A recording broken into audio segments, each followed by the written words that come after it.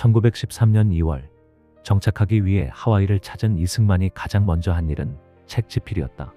박사학위를 마친 자신을 고국 땅에서 떠나게 하고 또 1년 가까이 미 대륙을 떠돌게 만든 백오인 사건의 내막과 실체를 알려야 한다고 생각했기 때문이다. 도착하자마자 약 2달간 집중적인 작업 끝에 집필을 마무리한 한국교회 핍박은 1913년 4월 출판됐다. 그렇다면 백오인 사건은 어떤 사건인가?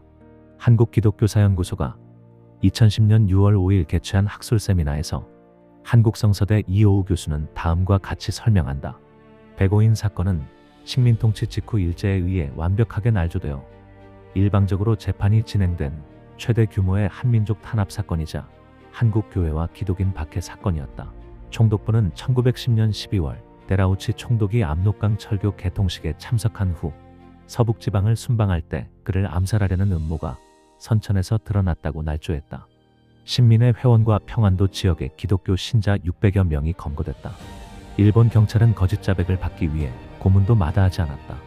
600여 명 중 123명을 기소해서 백오인이 유죄 판결을 받자 이 사건은 백오인 사건으로 알려지게 됐다.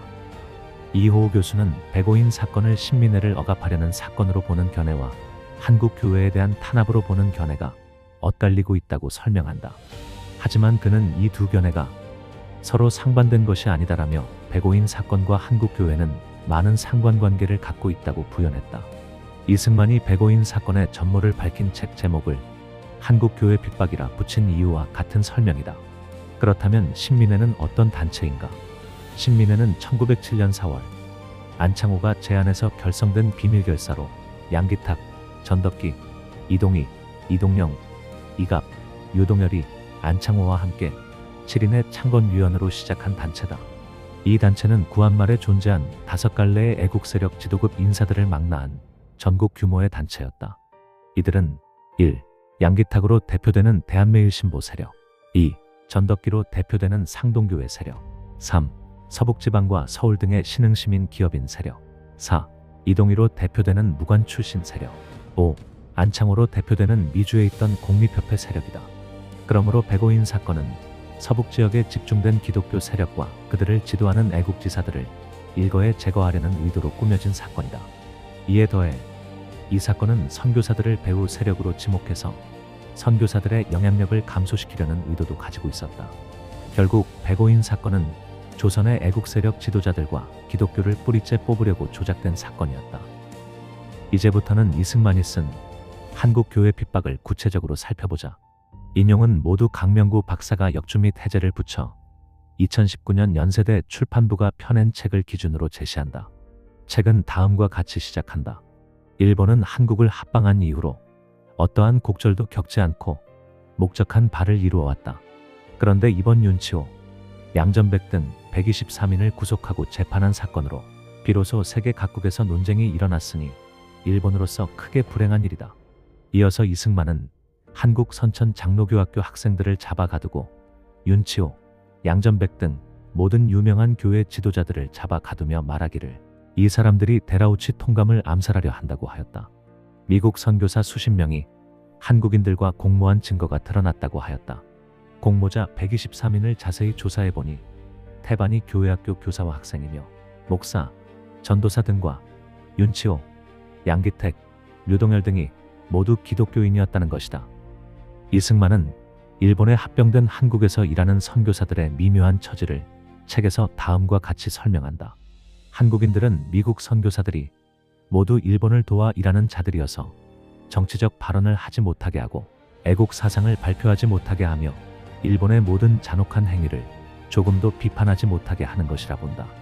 이어서 이승만은 선교사들의 생각에는 지금은 한국 사람들로부터 비난과 반대를 듣겠지만 그럼에도 불구하고 교회의 기초만 잘 잡아놓으면 장차 한국인들은 교회를 통해 희망을 얻을 것이요. 교회가 정치적 관여를 하지 않으면 일본이 방해할 꼬투리가 없을 것 같아서 일본의 말을 일부 듣자는 것이다 라고 변명해준다.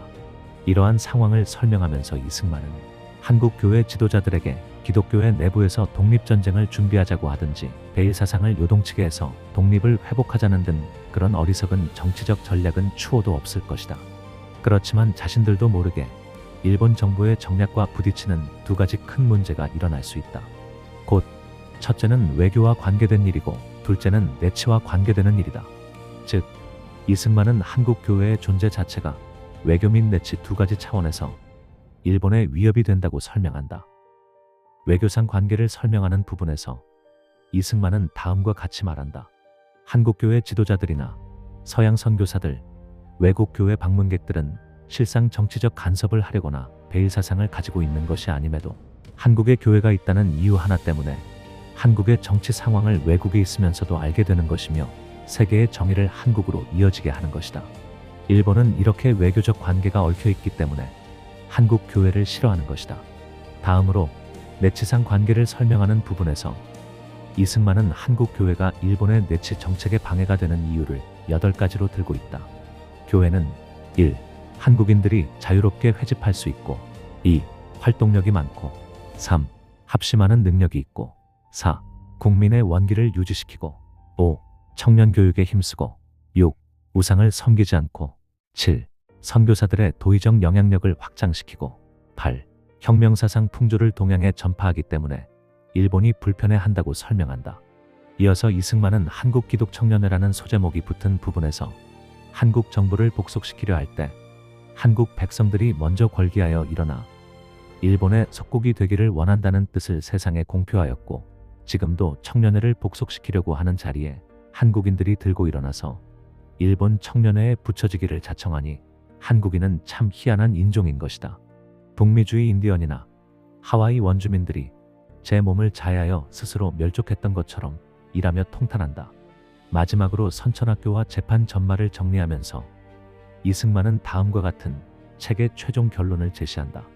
만일 일본이 한국 교회를 아예 없애고자 한다면 일본 당국자들은 옛날 로마 황제 네로가 실수한 것이나 한국의 대원군이 동학을 일으킨 것, 청나라 서태후가 의화단을 일으킨 것과 같은 조소를 면치 못할 것이다. 마침내 한국 교회를 더욱 공고히 할 따름이니 이는 기독교회가 하나님의 능력으로 세워진 까닭이다.